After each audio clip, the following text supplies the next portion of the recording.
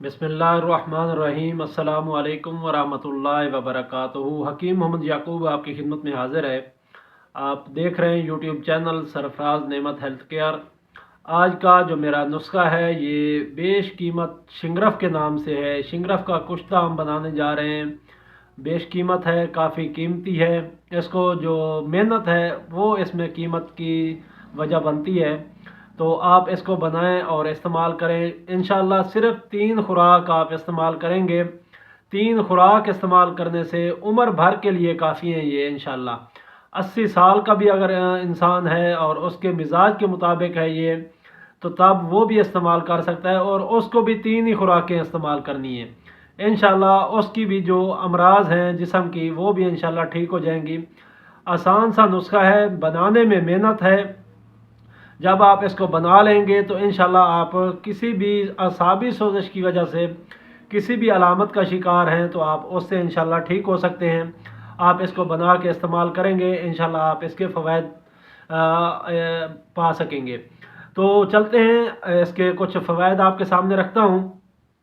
असाबी मिजाज के लोग, जिनका मिजाज असाबी होता है, पेशाब में ज़्यादती होती है, मिकदार ज़्यादा होती है और बार बार आता है और मिकदार भी ज़्यादा होती है, रंग सफ़ेद होता है, ऐसे लोगों के लिए आप इस नुस्खे को इस्तेमाल कर सकते हैं। इनके जिस्म के अंदर जो ठंडक है वो ज़्यादा होती है, प्यास भी ज़्यादा लगती है और पेशाब भी उसी तरह ज़्यादा आता है।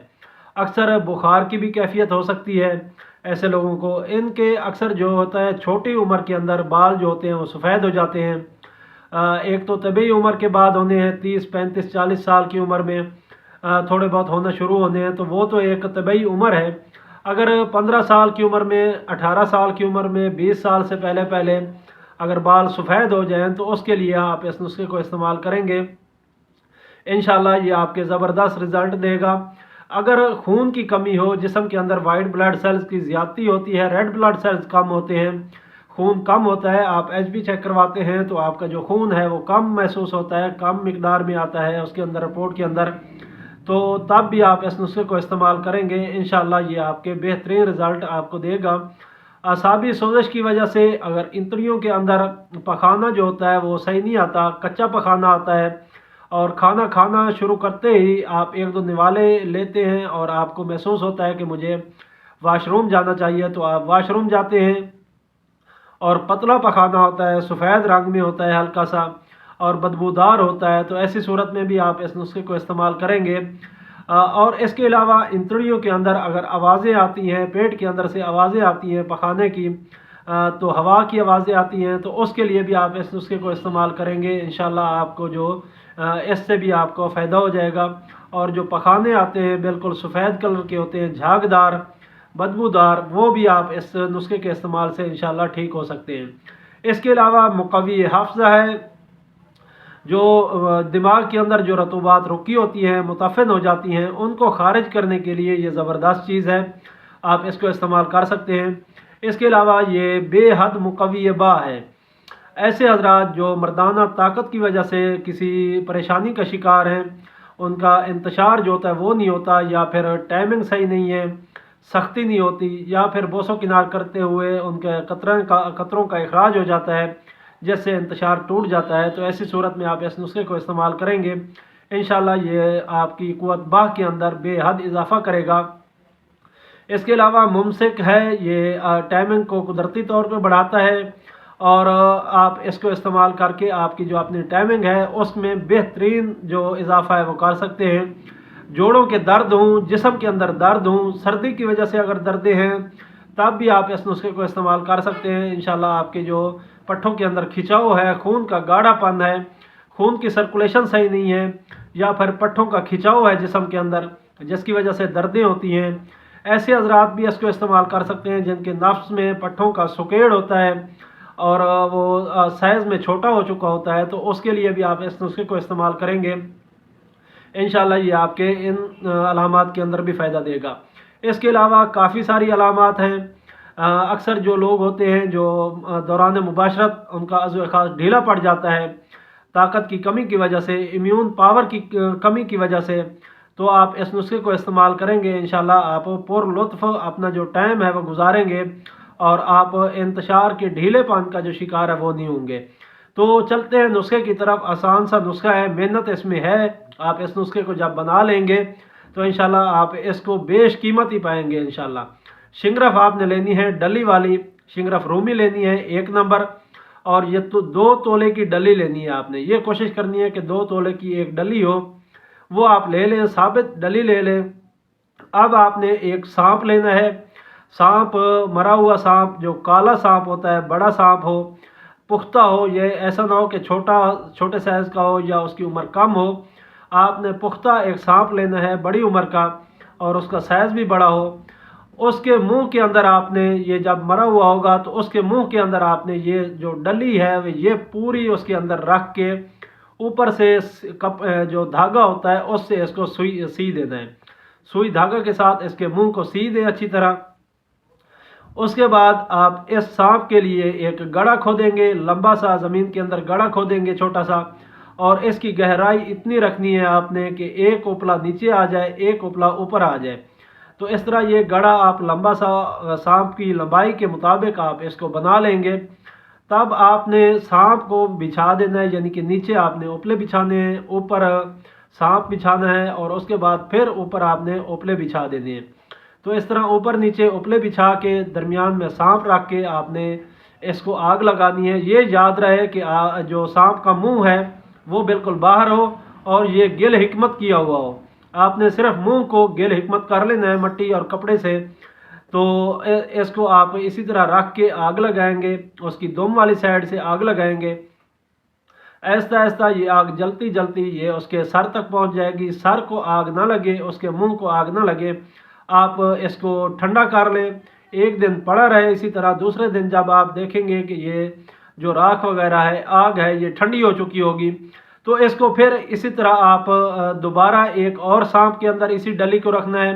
احتیاط سے ڈلی کو نکال لیں، ایک اور سانپ میں اسی طرح یہ عمل کریں۔ اس طرح آپ نے 3 سانپوں کے اندر یہی عمل دہرانا ہے۔ اس کے بعد آپ کی یہ جو شنگرف ہے بیش قیمت، یہ آپ کی تیار ہے۔ اب اس کو آپ نے کھرل کرنا ہے، اتنا کھرل کرنا ہے کہ یہ کشتہ بن جائے۔ اس کشتے کو چیک کرنے کے لیے آپ نے پانی، 1 کپ میں پانی لینا ہے، اس کے اوپر اس کا 1-2 ذرے یعنی کہ تھوڑی سی دوائی کسی تنکے کے اوپر اٹھا کے آپ پانی کے اندر ڈالیں گے۔ اگر پانی کے اوپر تیر جائے تو پھر یہ آپ کی دوائی تیار ہے۔ اگر یہ اوپر نہیں تیرتی تو پھر آپ اس کو مزید رگڑائی کریں گے۔ اب اس کو مزید رگڑائی کریں گے، جب آپ کے معیار پہ اتر جائے یہ، یعنی کہ آپ جب چیک کریں تو یہ پوری اتر جائے، تب یہ آپ کی دوائی تیار ہے۔ کسی شیشی کے اندر اس کو محفوظ کر لیں۔ یہ بڑی ہی بیش قیمت آپ کے پاس شنگرف تیار ہے۔ یہ آپ پوری زندگی کے لیے استعمال کروا سکتے ہیں، کسی کو بھی استعمال کروا سکتے ہیں۔ ہاں یہ ہے کہ آپ جو اعصابی مزاج کا ہوگا اس کو ہی استعمال کروائیں گے، اور اس کے علاوہ کسی نسخہ کے اندر بھی آپ اس کو استعمال کر سکتے ہیں۔ اگر صرف آپ اس شنگرف کی مقدار استعمال کرنا چاہیں تو دودھ کی بلائی، جسے 3 بھی کہتے ہیں، دودھ کی بلائی 2 چمچ ہو، تقریباً 2 سے 3 چمچ دودھ کی بلائی ہو، اس کے اندر 1 چاول جتنی یہ شنگرف کی مقدار آپ نے ڈالنی ہے، 1 چاول کی مقدار جتنی۔ تو یہ آپ نے 1 خوراک 1 دن لینی ہے، اور دوسرا دن چھوڑ کے پھر تیسرے دن 1 خوراک لینی ہے، اسی طرح چوتھا دن چھوڑ کے پھر 5ویں دن 1 خوراک لینی ہے۔ اور اگر آپ کو خشکی محسوس ہو یا آپ کو نشے کی سی کیفیت محسوس ہو تو آپ نے دودھ اور گھی کا استعمال زیادہ کرنا ہے۔ دیسی گھی کا خاص طور پہ کوشش کریں کہ گائے کا گھی جو ہے وہ استعمال کر سکیں تو زیادہ بہتر ہوگا۔ اگر آپ کو منہ کے اندر خشکی محسوس ہوتی ہے، دودھ اور گھی زیادہ استعمال کریں گے۔ روٹی جو ہے اس کو چوری کی شکل بنا کے گھی کے اندر اچھی طرح اس کو دبا کے چوری بنا کے تب آپ استعمال کریں گے تو انشاءاللہ یہ جو دودھ اور گھی ہے یہ ضائع نہیں جائے گا، بلکہ آپ نے جسم کے اندر جذب ہوگا، اور آپ کو محسوس ہوگا اگر آپ کا منہ خشک ہوتا ہے تو آپ دودھ اور گھی زیادہ استعمال کریں گے تو یہ جذب ہوگا جسم کے اندر۔ یہ ایک نشانی ہے کہ یہ جو دوائی ہے یہ طاقتور ہے۔ اس کے لیے آپ کو دودھ اور گھی کی ضرورت ہے۔ جتنا آپ دودھ اور گھی ہضم کر سکتے ہیں اس کو آپ یہ نسخہ استعمال کرتے ہوئے آپ دودھ اور گھی استعمال کریں اور پھر کام وغیرہ کریں۔ یہ نسخہ وہ بندہ استعمال کرے جو کام کرنے والا ہو، جس کا ہارڈ ورک ہو یا پھر ورزش کرنے والا ہو، تب آپ اس نسخے کو استعمال کریں گے۔ ہاں اگر کوئی ایسا شخص ہے جس کا کام ہی بیٹھنے کا ہے ऑफिस वर्क है और कुर्सी के ऊपर ही बैठना है, तो वो बंदा इस नुस्खे के करीब भी ना जाए, क्योंकि ये नुस्खा जो है ये काम मांगता है, ये जिस्म को हरकत करना मांगता है। तो इसको आप जब आप इस्तेमाल करेंगे तो आपने साथ हरकत भी करनी है ताकि ये जज़ब हो सके जिस्म के अंदर। इसके साथ साथ आपने जो ग़िज़ाएँ हैं वो असाबी उज़लाती से उज़लाती असाबी तक ये आपने इस्तेमाल नहीं करनी, इनका परहेज़ करना है। अक्सर जो मेरे भाई हैं, व्यूवर्स हैं, वो शिकायत करते हैं कि आप उंगलियों के हिसाब से नब्ज़ बताया करें, तो आपकी अगर नब्ज़ 1 से 2 उंगलियों तक महसूस होती है तो आप इस नुस्खे को इस्तेमाल कर सकते हैं, और आपने ये वाली ग़िज़ाएँ इस्तेमाल नहीं करनी। और आपकी जो नब्ज़ है 1 से 2 उंगलियों तक महसूस होती है तो ये नुस्खा आपके लिए है, आप इसको बेधड़क होकर इस्तेमाल कर सकते हैं।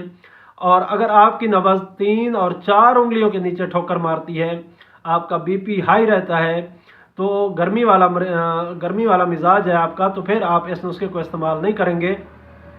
इस मिजाज को खुश्क गर्म और गर्म खुश्क कहा जाता है, यानी कि उज़लाती गुद्दी या गुद्दी उज़लाती। तो इसको आप इस्तेमाल नहीं करेंगे। अगर आपका मिजाज असाबी उज़लाती या उज़लाती असाबी है तब आप इस नुस्खे को बेधड़क होकर इस्तेमाल कर सकते हैं। इंशाअल्लाह ये फ़ायदा भी आपको इसी तरह देगा।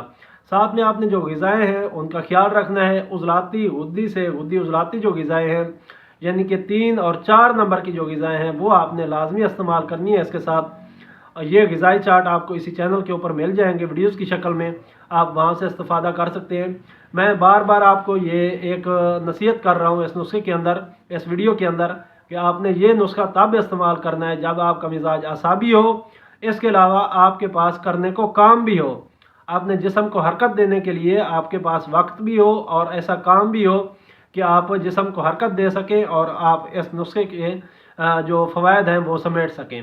तो मुझे उम्मीद है आपको ये मेरी वीडियो पसंद आई होगी। अगर पसंद आई है तो इसको लाइक और शेयर करें ताकि दूसरे लोग भी इससे मुस्तफ़ीद हों। इंशाअल्लाह फिर मुलाकात होगी किसी और अच्छी सी वीडियो के साथ। तब तक के लिए मुझे इजाज़त दें।